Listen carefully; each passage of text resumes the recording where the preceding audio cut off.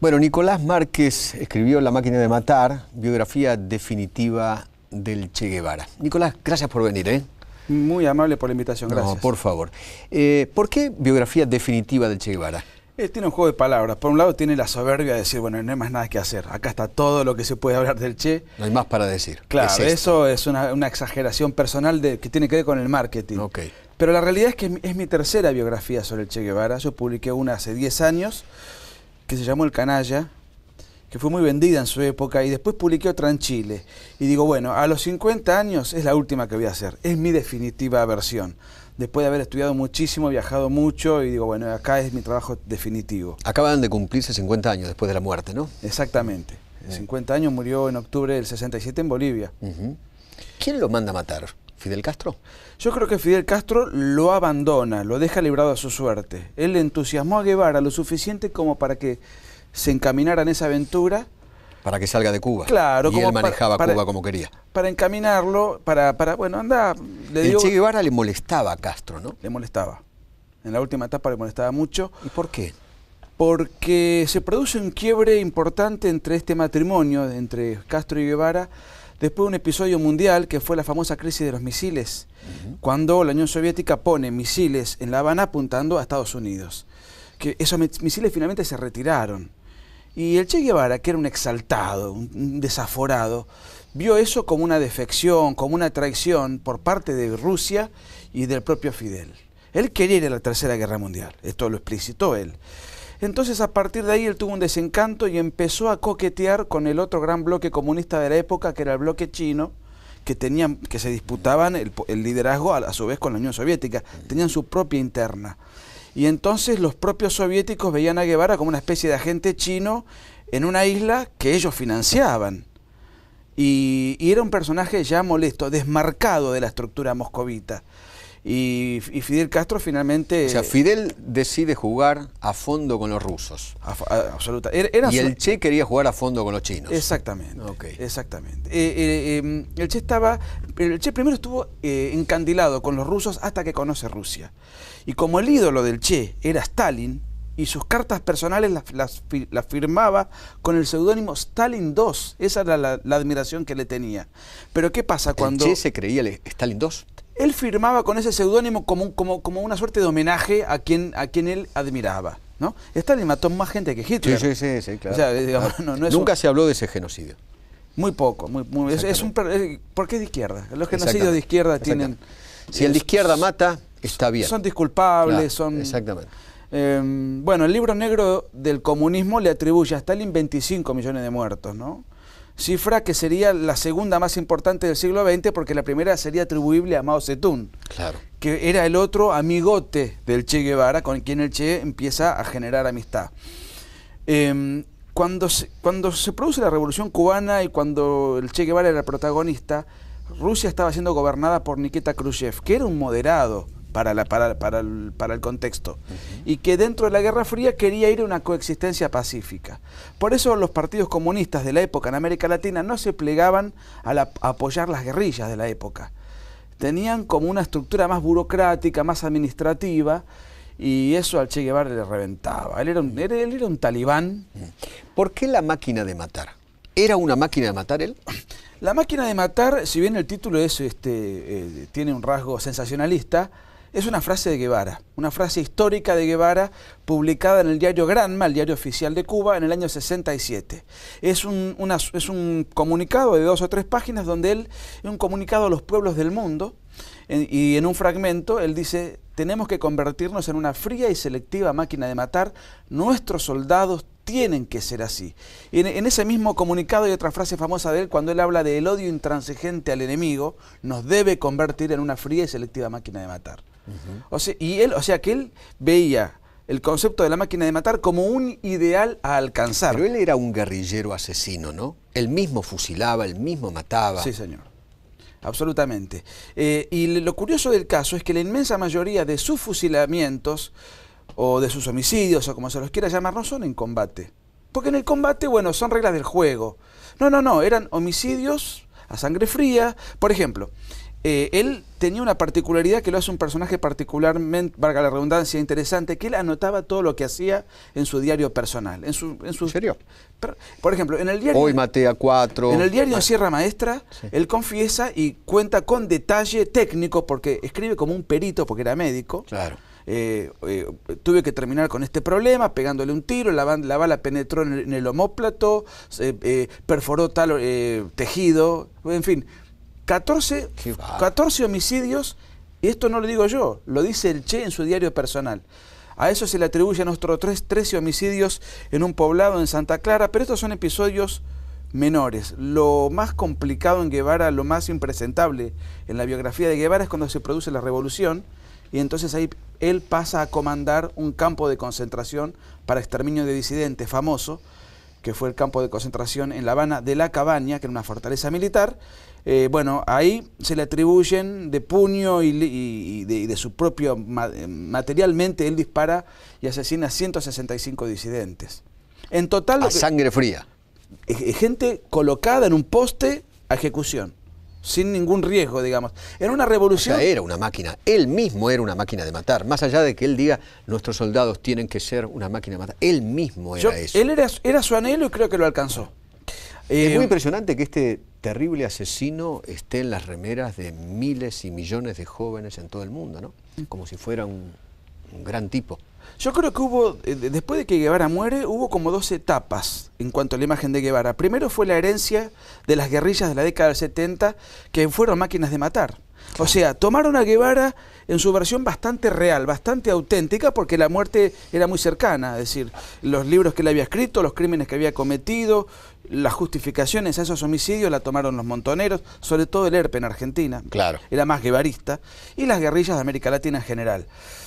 Esa imagen bastante real que tanto daño generó en todo el continente, y en el caso que nos ocupa, con secuelas que todavía duran en Argentina, a partir de los años 80 y 90 se fue diluyendo, y hoy el Che Guevara es un personaje muy travestido. O sea, ya no es visto con esa crueldad, con esa dureza, sino que hoy es visto como un personaje ecológico, multicultural, el ícono de las marchas gays, el ícono del pacifismo transnacional. Hoy es un personaje que se utiliza para cualquier... Qué raro que los gays justamente lo tengan como un ícono, ¿no? Porque tanto Fidel como el Che y todo lo que es, digamos, la legislación cubana es muy dura para con los gays.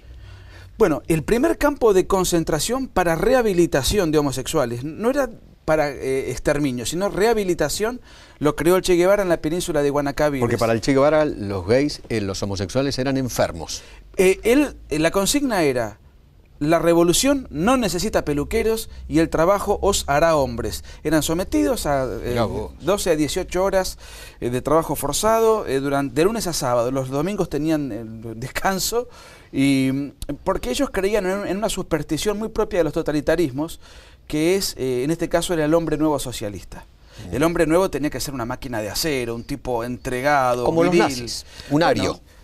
Un ario, pero socialista. Era el superhombre, digamos, claro, pero en clave marxista. Tenía que tener cualidades dentro de las cuales la homosexualidad no tenía lugar. Y se suponía que la revolución y la dureza de la revolución y el trabajo forzado en los campos de concentración iba a convertir ese defecto. Esto se mantuvo en Cuba durante mucho tiempo. Recién en el 2010 Fidel Castro pidió disculpas. Una sola cosa más. Sí, claro. No era algo propio de Cuba. El artículo 121 del Código Penal soviético castigaba la sodomía, claro, con 5 años de trabajo forzado en los gulags, y en China, en el año 97, recién se derogó el delito que castraba a los homosexuales. Es curioso, 25 años después, en todas las marchas de género, los partidos de izquierda van a la vanguardia. Es increíble, es muy, muy increíble. Recuerdo en uno de los libros del Tata Joffre, él muestra una foto del Che Guevara con traje. Debe ser una de las pocas fotos que se lo ve con traje, ¿no? Cuando él fue como diplomático, ¿no? Te referís a una que está caracterizado de una manera muy irreconocible. Exacto, irreconocible. Claro, con traje. pero en realidad saco. esas eran misiones clandestinas. Él no iba como Ernesto Guevara de la Serna. Exactamente, tenía un pasaporte falso, ¿no? Falsificado. Él, por ejemplo, cuando fue al Congo fue con un nombre específico. Eso. Cuando fue a Bolivia fue con otro apodo, con un pasaporte fraudulento, y simulaba ser un empresario uruguayo. Porque él ya era un delincuente internacional, en plena Guerra Fría no podía estar exhibiéndose. Y efectivamente eran caracterizaciones muy bien logradas. Incluso le deformaron la mandíbula, le deformaron los dientes, lo hacían pasar por un hombre mucho mayor de lo que era. Che Guevara es un personaje que murió a los 39 años de edad. Muy joven. Muy joven. Nació en el 28, murió en el 67. Muy, muy joven. Acá encontré la foto, mira, venite acá un segundito, mira, esta es la foto. Es muy impresionante, está justamente con Fidel. Ahí la ves, mira. Exacto. ¿Ves?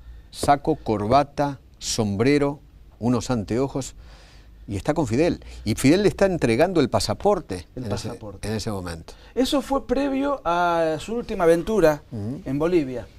Eso fue previo a su última aventura en Bolivia. Esto indica también que Fidel lo quería afuera, ¿no? Que no. Bueno, yo me entrevisté para hacer el libro incluso con militares bolivianos que participaron del operativo de captura y me confirmaban, por ejemplo, que todos los contactos locales que tenía el Che fueron quitados. El propio Castro se encargó de llamarlos y llevarlos para Cuba. Le dieron comunicaciones rotas, no le dieron la logística. Le dijeron que el Partido Comunista lo iba a apoyar y el Partido Comunista Boliviano en ningún momento se había comprometido a apoyarlo. Es decir, Fidel Castro lo engañó. Inclusive hay una cosa muy interesante. Cuando Guevara es capturado y durante 2 días estuvo en el sur de Bolivia hasta que finalmente lo ejecutan por orden del gobierno boliviano.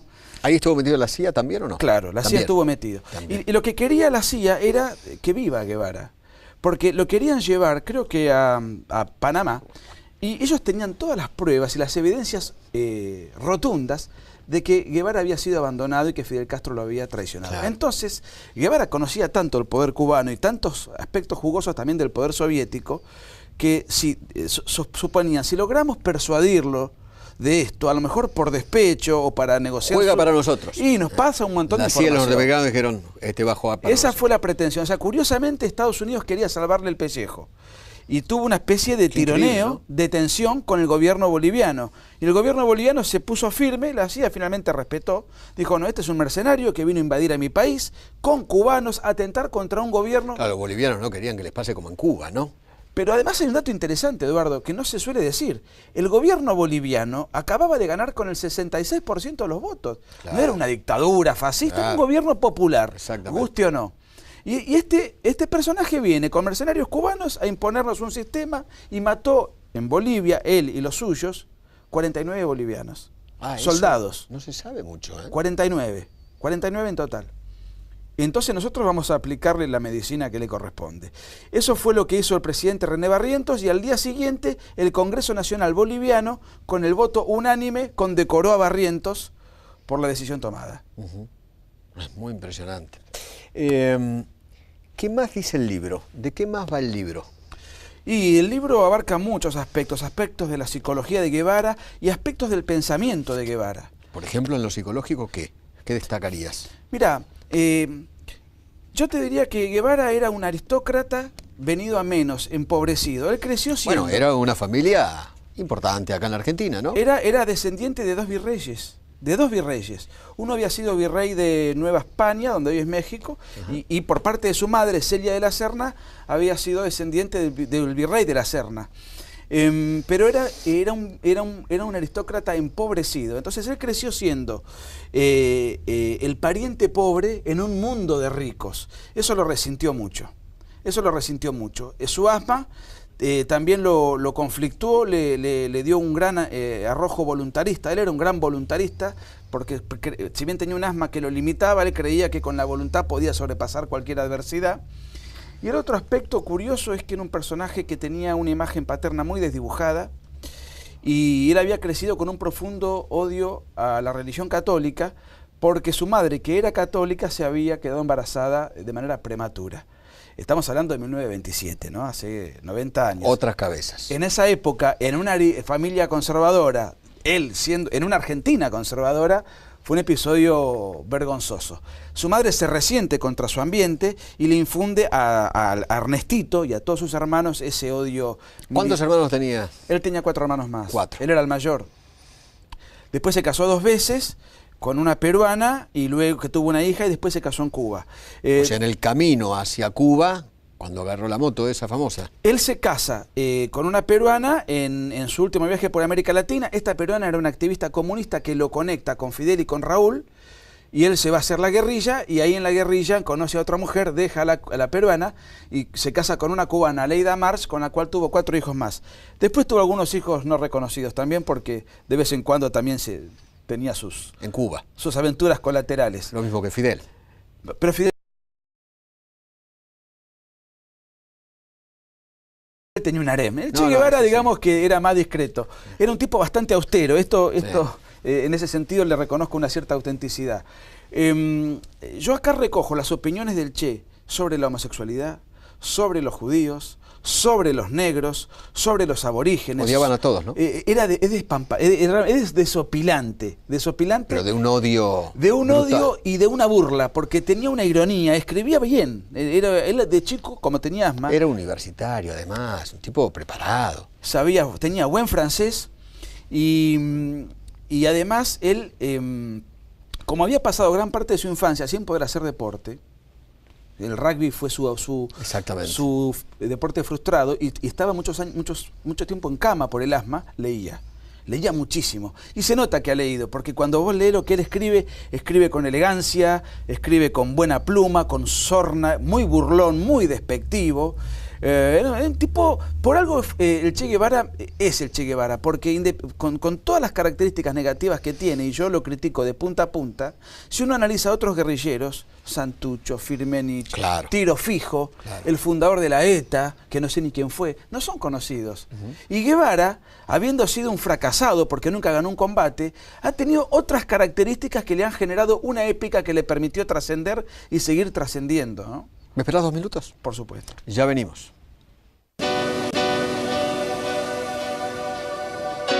Hablemos de los RAM, que está con tanta vigencia. ¿Quiénes son estos personajes? Mira, nosotros habíamos escrito un librito con Agustín Laje que se llama El libro negro de la nueva izquierda. Y ahí está. Que, fundamentalmente habla de ideología de género, pero tiene que ver con lo que me estás preguntando. Nosotros sostenemos que la izquierda necesita del conflicto. La izquierda, en paz, en armonía, en un ambiente de buena convivencia, no tiene razón de ser. Ajá. Y si no hay conflicto, lo tiene que fabricar. Entonces, en los últimos 25 años aparecieron expresiones de conflicto que antes no existían. Y siempre busca violencia, siempre busca heridos, y si puede conseguir un muerto, mejor. Y necesita el conflicto y lo tiene que inventar. Exactamente. Por ejemplo, ahora está el conflicto, el feminismo, en el momento en el cual las mujeres son presidentes de cualquier país de Occidente. Son líderes. Líderes, ministros. 33% de la población occidental, digamos, la mujer egresa un 33% más que el varón. Sí. Estamos en el patriarcado. Bueno, la primera gran marcha indigenista se llevó adelante en 1992 en América Latina, la encabezó un narcotraficante que fue Evo Morales. Antes de 1992, el indigenismo era un tema inexistente. Exactamente. ¿Por qué aparecen todas estas expresiones de conflicto? Porque en el 92 la Unión Soviética deja de existir. Tenemos que inventar nuevas causas. Feminismo. En el 90 cayó el muro. Exactamente. Claro. Tenemos que fabricar nuevas causas. Feminismo, indigenismo, ecologismo, LGBT, multiculturalismo. Tenemos que buscar nuevas formas de conflicto. Los RAM son una nueva forma de conflicto que explota porque la izquierda necesita, si no hay conflicto hay que inventarlo. Y ahora tenemos a Jones, que es casi tan rubio como yo, que es el nuevo líder mapuche. Jones Walla. Walla, ¿no? Que su página de internet está en Estados Unidos. Y otra vez aparece otro tema que es interesante para estudiarlo, que es la reescritura de la historia. Así como han reescrito la historia de una manera falsaria respecto a lo que pasó en los 70 con la guerrilla, ahora están reescribiendo la historia relativa de los pueblos originarios. A los pueblos originarios, que antes de los mapuches estaban los tehuelches, y antes de los tehuelches, en clave darwiniana, habría monos, qué sé yo. O sea, esto es parte del conflicto. Detrás de esto está la izquierda, y si uno escucha a los dirigentes RAM hablar, tienen un discurso absolutamente articulado como un militante trotskista promedio. Sí. Jones Wallace, cuando habló con La Nata y otros periodistas, habló de esa manera. tienen un discurso absolutamente consustanciado con esa línea, con la particularidad de que el trotskismo y ese tipo de expresiones no dejan de ser ideas foráneas, europeas. Hasta del mismo guevarismo. Exactamente, exactamente. Y que el Che Guevara despreciaba a los indígenas. El otro día yo estuve en Bolivia cuando se produjo el cincuentenario. El Che Guevara en su diario en Bolivia dice que los bolivianos son como animalitos. No lo digo yo, está en el diario del Che en Bolivia. Qué bárbaro. Son como animalitos. Lo saben acá los militantes indigenistas que andan con el tema O sea, para el Che Guevara, los mapuches hoy serían animalitos. Él habló de la grey hedionda y piojosa de la indiada argentina. Habló de la indiada analfabeta de México. En Venezuela, en su diario de motocicleta, tan simpáticamente exhibido en las películas, si uno lee el diario, porque el problema de los guevaristas es que no leen el diario, los diarios y los diferentes escritos, él dice de los negros que son negros por el poco apego que le tienen a la higiene personal.